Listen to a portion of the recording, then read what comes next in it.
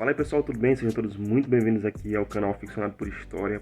Meu nome é Neivan e nos últimos dias aí, pessoal, eu estava assistindo alguns vídeos sobre aquele caso Varginha, né? Um caso bem interessante. Eu que sou apaixonado por ufologia, eu sou fascinado por esse caso que, na minha opinião, é um dos casos assim mais mal acobertados da história. Embora muita gente não acredite e ridiculariza o caso, né? Eu acho que tem muito mais ali. E eu quero trazer algumas evidências, alguns elementos desse caso que são bem interessantes. E vou falar nesse vídeo aqui num vlog bem rápido. O caso Varginha aconteceu lá em 1996.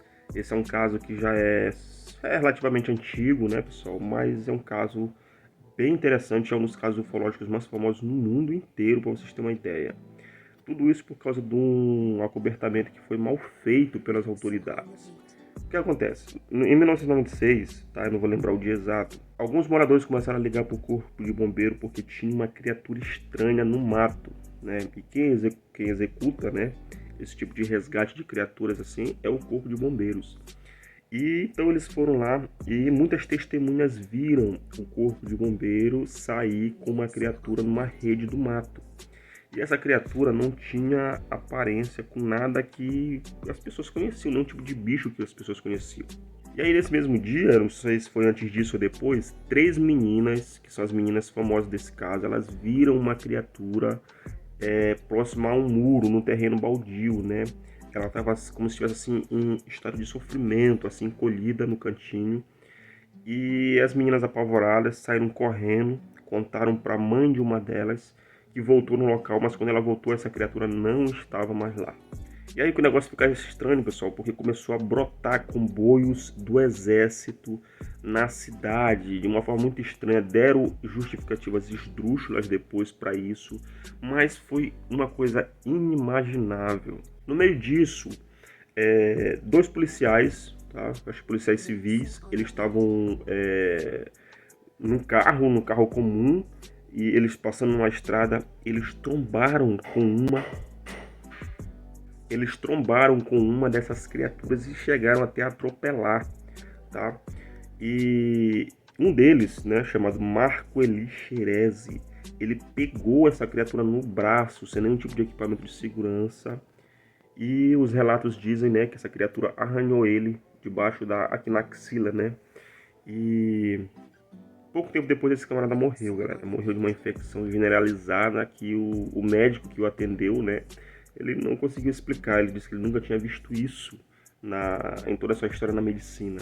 Logo quando eu tive contato com esse caso, quando eu li, eu falava assim, mas esse cara aí deve ter tido uma morte normal, e o pessoal tenta fazer toda uma teoria da conspiração em cima, tá?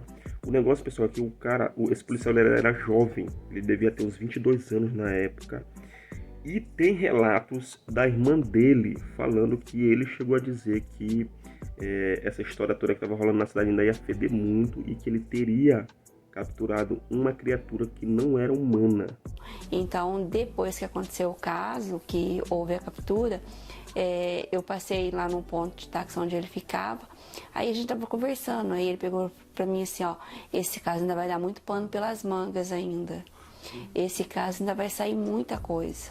Então, eu acho assim, que no momento da captura, como pode ter ouvido um contato de pele, é onde meu irmão poderia estar com a imunidade baixa, ou poderia ter algum corte, alguma cicatriz, alguma coisa assim, em que a qual a bactéria penetrou e aglomerou. Veja bem, isso é relato da própria irmã do cara. Segundo testemunhas, né, uma dessas criaturas chegou aí pro hospital lá e muitos médicos, muitas enfermeiras, inclusive pacientes tiveram contatos com essa criatura estranha. Teve justificativa esdrúxula, teve policial que chegou a dizer que um casal de anão teve um filho ali, um filho também anão. Havia no hospital de Varginha um casal de anões, onde a senhora estava grávida para ganhar um neném. Isso coincide com o fato da de a ESA ter pegado essa criatura, ter colocado no caminhão e levado para o hospital de Varginha. E na época teve ufólogos que investigaram o caso desde o princípio, porque tinha ufólogos que moravam ali na proximidade. E o que eu achei muito estranho ao longo do tempo é que dois deles, né, dois ufólogos que eram os mais empenhados nesse caso, eles simplesmente sumiram, cara. Ou sumiram ou não falaram mais do assunto. Uma coisa completamente estranha. Um deles, chamado Vittorio Pacatini, voltou recentemente a falar sobre o caso. E foi isso que me intrigou mais. Ele falou que ele se omitiu por causa de ameaças e inclusive de atentados. Então e também que eles deram algo para ele, para provar que aquilo era real, em troca do silêncio dele, né? Eu acho que foi mais ou menos isso que aconteceu, né? Eles mostraram para ele uma fita com uma dessas criaturas. Esse vídeo é que seria apresentado a você, mas você não vai poder ficar com uma cópia dele. Mas foi esse o acordo acertado com os que filmaram. Ele teve acesso, marcou comigo e lá estava, 35 segundos. A criatura é a descrição que as meninas já deram, que a dona Terezinha Klepp também já informou, e que outras testemunhas militares que participaram da captura e do transporte dessas criaturas lá do sul de Minas para Campinas já tinham nos dado também.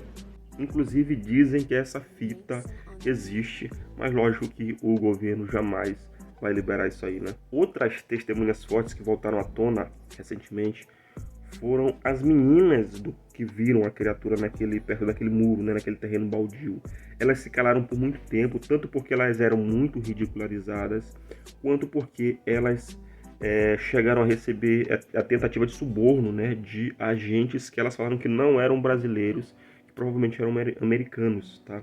Na época que o negócio bombou, assim, né, que a mídia, né, vazou pra tudo quanto é lado, aí a minha mãe recebeu uma visita na nossa casa. De quem?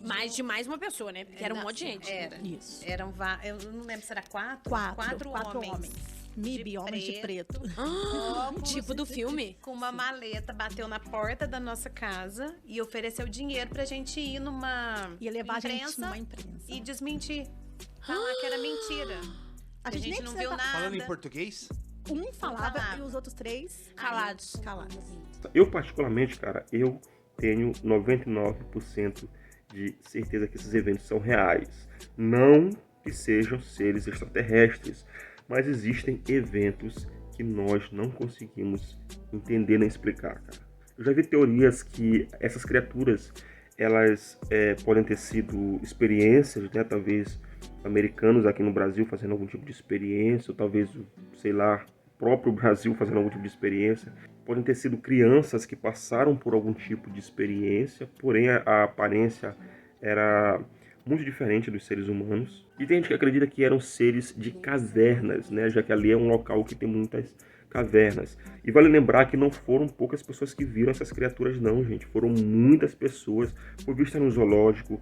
Um casal de fazendeiros que moravam ali nas proximidades, completamente simples, viram uma nave, isso é interessante, uma nave em formato de charuto na madrugada do dia anterior, né? Aliás, o mesmo dia, na madrugada, né?